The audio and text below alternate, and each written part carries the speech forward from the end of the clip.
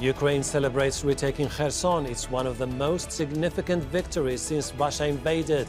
Is this a turning point in the war, and how might it change military strategies on both sides? This is Inside Story.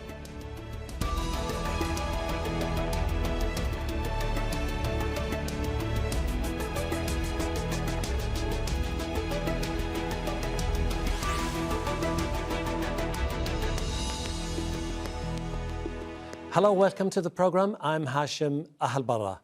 Russia has pulled out of the only major city it captured in nearly 9 months of war in Ukraine. Kherson fell in early March, a week after the invasion began. But Ukrainian forces have made rapid advances in the last few weeks.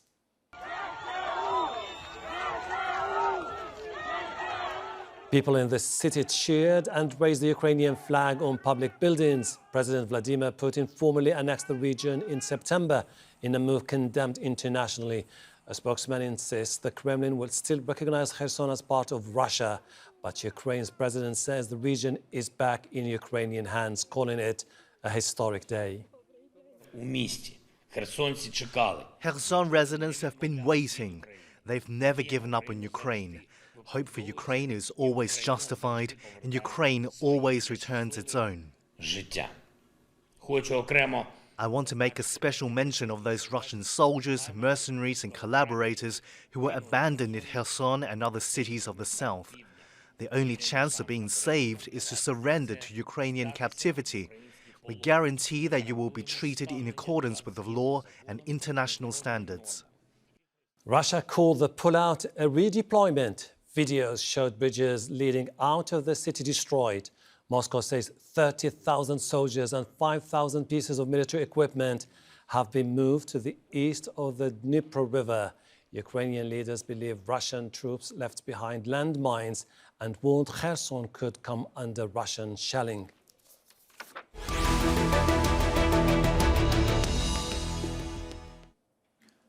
Now let's bring in our guests in Odessa. Hanna, Shelest, the Security Studies Program Director with the Ukrainian Prism, that's the Ukrainian Foreign Policy and Security think tank. In Moscow, Pavel Felgenhauer, an independent defense and military analyst and a columnist. In London, Domitilla Sagramoso, senior lecturer in security and development at King's College London and specialist in Russian foreign and security policy. Welcome to the program. Hanna, how significant is the recapture of Kherson by the Ukrainian army? There are two elements that we need to understand. First is strategic, and that is definitely important because that is part of the coast and that is access to Crimea. So that is important town on the south from all perspectives, and especially if the Ukrainian forces will advance further. But it's also extremely important psychologically because, first of all, it was the only big city, the only regional center that Russians managed to capture since the beginning of this wave of invasion. But also because Russia just incorporated and said that it is Russian city, part of the Russian history, it is Russian empire, and all those propaganda that were heard within the last 9 months.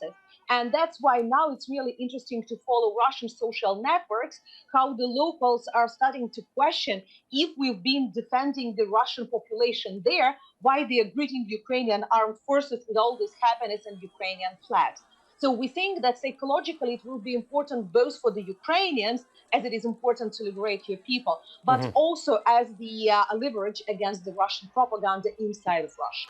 Pavel, what has been described as a major victory by the Ukrainians has been somehow characterized by the Russians as a tactical withdrawal. But I think there's a general consensus that this is a major setback for the political establishment in Moscow. Well, the move makes direct military sense, but politically, yes, it is a disaster, a public relation disaster inside Russia. And also it has high strategic meaning, because by abandoning this bridgehead on the right banks of the Dnipro River, Russia has clearly abandoned the idea that was in the beginning of this whole campaign to move further south and west to take Nikolaev, Odessa, reach the Dnipro Republic, Krivoy Rog, kind of take over the south of Ukraine, the more predominantly Russian-speaking regions, and cut Ukraine away from the sea entirely. Mm-hmm. So that dream has been abandoned. The Russian forces are retreating. Yes, regrouping. They're not that they're directly pushed out, but they are retreating under orders in a more or less organized manner. But still, this is a strategic defeat, and this is an internal and to some extent external political disaster. Domitilla, are we likely to see more of a reset of strategies or more escalation in the conflict? I think that we can expect that maybe there is more intense fighting on other fronts. We have seen that there is now a very, very intense fighting going on around Bakhmut. The city is very much sort of under siege. Ukrainians are fighting very intensely there, and over the last few weeks, they've really suffered many casualties, but they've managed to sort of hold on. So it seems that Russia might decide to hit harder in other regions of the front, especially in the Donbas area. So I think that we cannot think that this is now sort of over. But I think at the same time, there might be some pressures to see if Russia can sort of ensure a ceasefire that secures its conquests, which it already has. So I wouldn't be surprised if they are sort of behind the scenes efforts to see if Russia can secure the regions it already controls. But I would expect an increase in fighting on other fronts. Hanna, emboldened by what happened on the ground, Ukrainian President Volodymyr Zelensky vowed that the fight will continue until the end. Do you think that he has all it takes now to continue the push, or that ultimately other considerations will have to be taken before he moves forward? First of all, what you need to move forward, that is the will and readiness of your armed forces. And here you definitely have this willingness. Yes, there are tiredness. Yes, it is the understanding of the difficult conditions during the winter. But at the same time, we understand that ceasefire will play into the hands of the Russian Federation, but not in Ukrainian hands, because that will allow Russians to train their newly mobilized or to restore some of the ammunition stockpiles that being destroyed either by the Iranian or by North Korean or produced in Russia missiles. That is dangerous for sure. So nobody is relaxing. What can be the constraints in case Ukraine has a less supply of the ammunition from our partners? Definitely that can slow down a little bit, but that also depends on the type of the warfare we will be witnessing further. As for now, we understand that not only Bakhmut, about which Domitilla just spoke, is one of the major topics, but definitely Melitopol and the Energodar, where the Zaporizhzhia nuclear station. And what is interesting that on the one hand, Russians intensified shelling. I'm now in the midst of the air raid, even in Odessa. But at the same time, in Melitopol, we see how they intensified withdrawal of looted goods. So they also feel very unsafe at the occupied territories. Pavel, after the Russian military pulled out from Kiev and Kharkiv, the only provincial or regional capital under their control was Kherson. And then just a few weeks ago, President Vladimir Putin announced the annexation of the four regions, Luhansk, Donetsk, Kherson, and Zaporizhzhia. Now they lost Kherson. Could this be an indication that there is something terribly wrong with the way the Russian military establishment has been thinking about this whole military enterprise? Well, this campaign has gone very wrong for Russia. That's an obvious understood very much in Moscow, and there has been, pushing around of the buck happening, because now military establishment now sends out, some to those people who they trust, that they were always against this campaign, that it was pressed on them from the Kremlin, that there were other, like Nikolai Patrushev, the secretary of the Security Council, and Mr. Bortnikov from the FSB security agency, they were pressing for this entire campaign. The military were reluctant because it's clear that things are gone wrong. And right now, Russia clearly wants a ceasefire. That's what the Russian foreign ministry is saying, That's what Russian diplomats, the Kremlin is indicating. A ceasefire, a long ceasefire. Ceasefire based, basically, Russia would want on the status quo. I mean, who holds what? More or less, that's the line of control. A new kind of Minsk, because Russia needs a pause, and because Ukraine has quite a number of advantages, and they will be pressing forward their offensive, especially when winter comes and the frost freezes the dirt that's right now covering the entire region. And there's very little good roads there at all. But when the frost comes, you can move again through fields and through dirt roads, and there could be a big Ukrainian offensive. And Russians are building right now defense lines in their rear, in Crimea, in anticipation, and gathering reserves, moving out of Kherson to have reserves for a possible Ukrainian decisive offensive.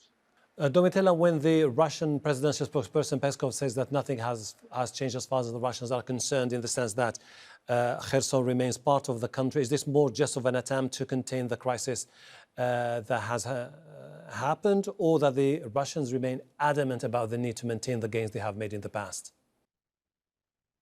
I think that the internal front is probably the most challenging now for Putin, because it's very difficult for the Russian public to sort of accept that these areas that were annexed and were seen as part of Russia, have to be accepted as lost.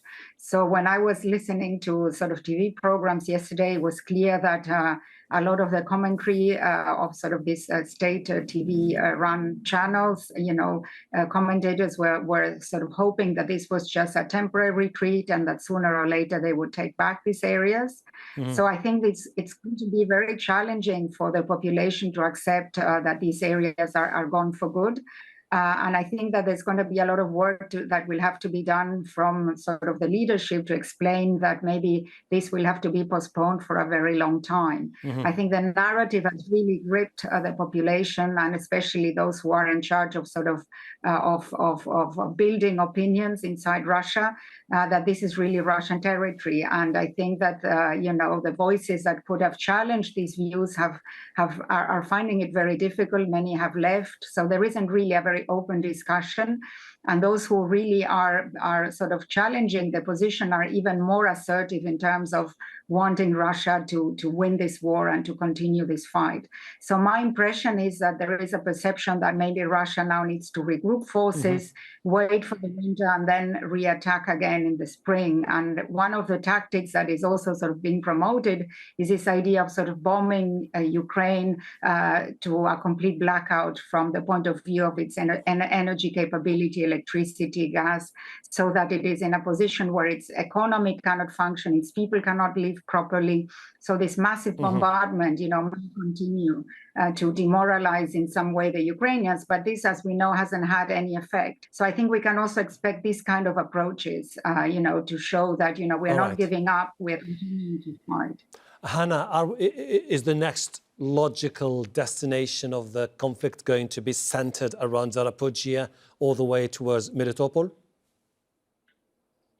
Theoretically, yes, definitely. We understand that now it is extremely important to divide the Russian troops between the eastern, northern, and eastern, southern directions, because that's also the question of their supply to some of the forces. And after the partial destroyal of the Crimean Bridge, it is becoming more and more difficult to supply their forces on the south.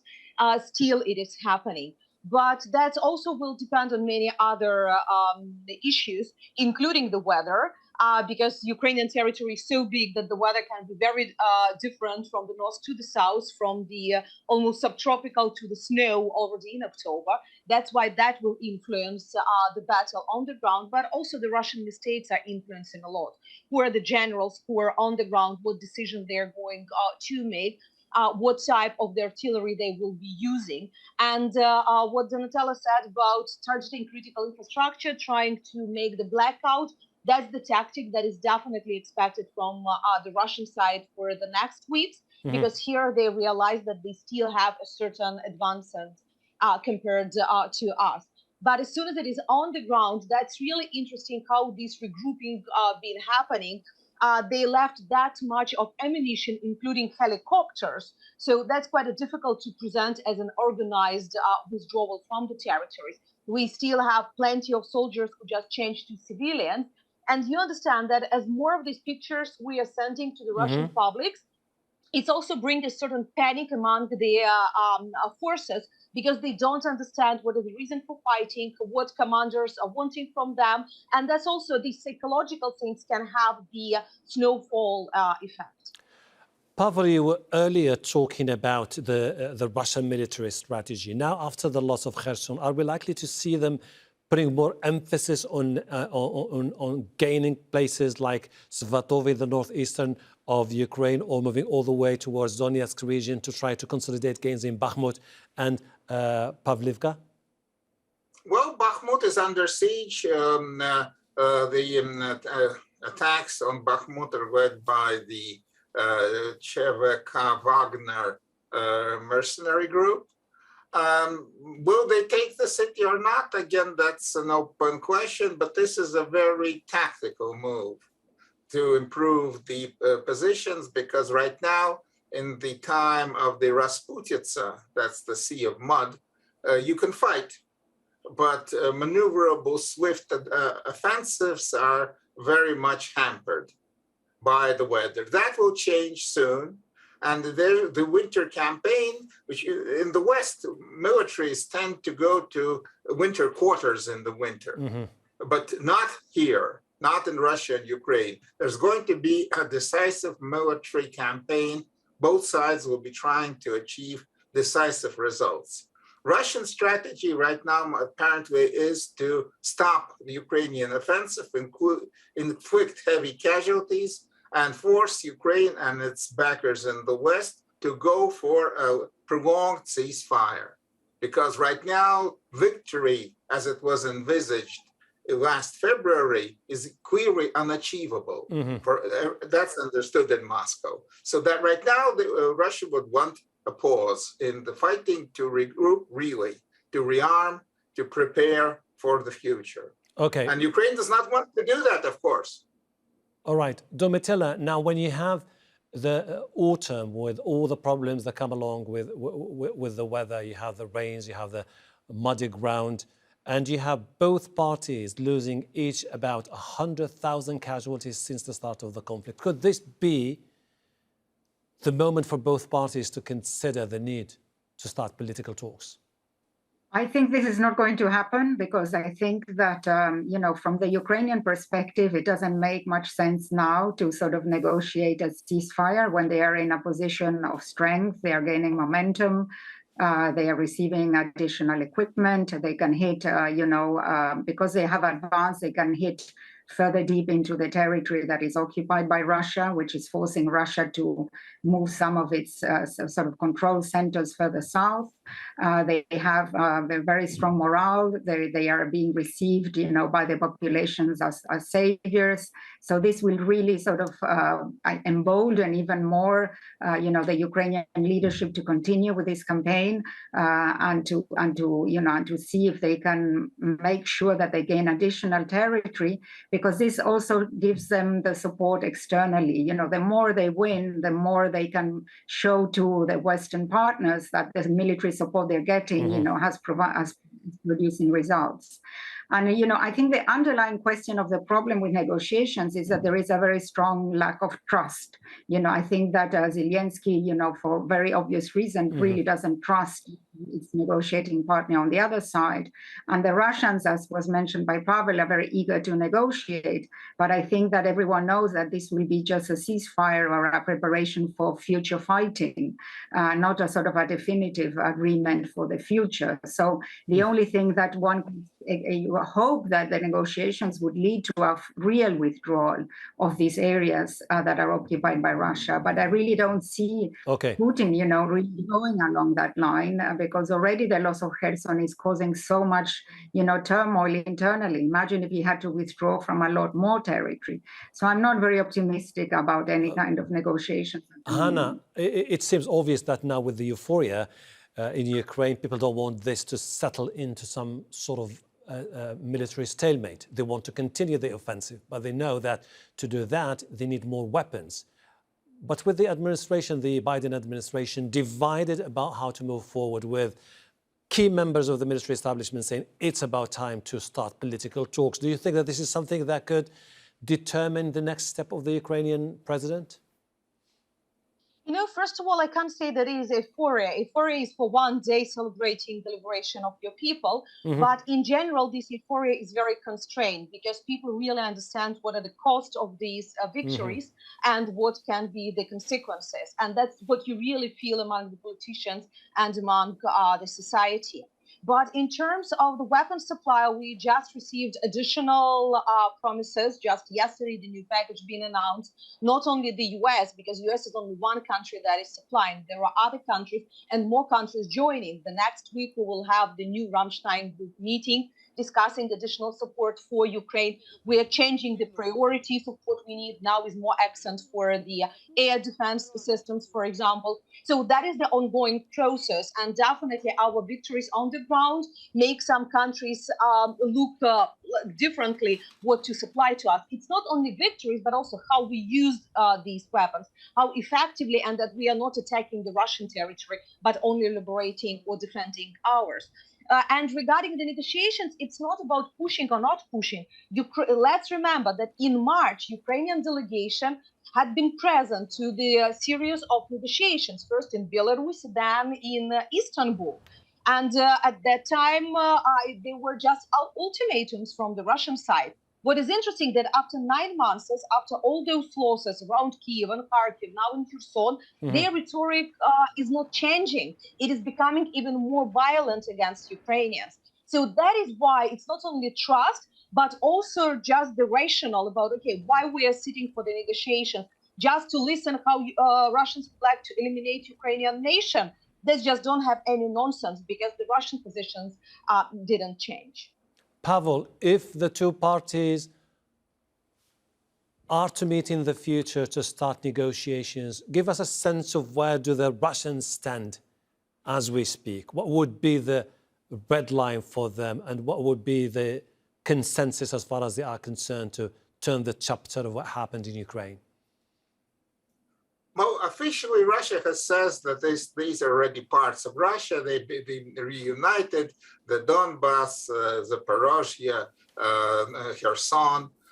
Most likely, that will not change at all. At least, well, there's the same regime in Moscow.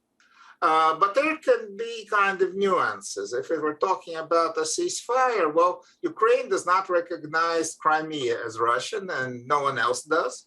But Russia would say, okay, you don't recognize this, but we hold it. But we don't. We recognize Kherson as Russian, but you don't, and we don't hold it. So there could be a quid pro quo of areas, kind of agreements. Tacit agreements of who holds what for the time being, because a peace agreement, an actual peace, permanent peace agreement right now is untenable, but a ceasefire of sorts can appear. Domitilla, very shortly, if you don't mind, do you think diplomacy still stands a chance? I'm not very optimistic, as I said, for all the reasons that were also highlighted by the previous speakers. So I don't think that this is the moment, but I always think it's very important to keep the lines of communication open to avoid, massive escalation. We know that Russia possesses nuclear weapons, and there were discussions with the use of tactical nukes. So I think it's always important to sort of discuss certain sort of red lines and make it clear what is unacceptable, for example, to the West. All right. But I think, as you said, the chances of success at the moment are not very likely. Domitilla, Sagramoso, Pavel Felgenhauer, Hanna, Shelest, I really appreciate your insight. Thank you. Looking forward to talking to you in the future. And thank you too for watching. You can see the program again anytime by visiting our website, aljazeera.com, for further discussion. Go to our Facebook page, that's facebook.com/AJ Inside Story. You can also join the conversation on Twitter. Our handle is @AJ Inside Story. From me, Ahelbarra, and the entire team here in Doha. Bye for now.